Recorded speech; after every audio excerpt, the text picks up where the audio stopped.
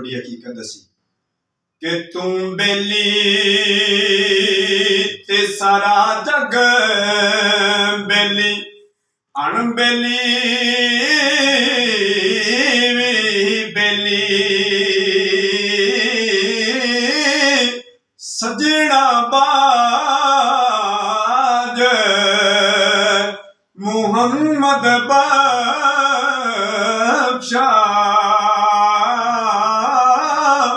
सुंजी पई हवेली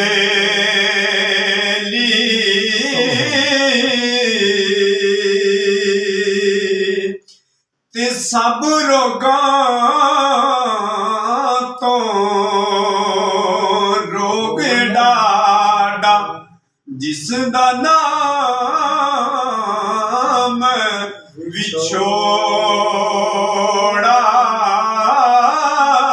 सजन जिना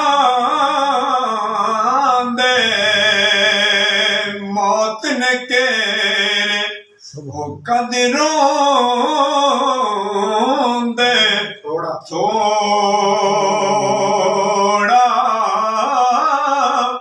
ते हाय अफसोस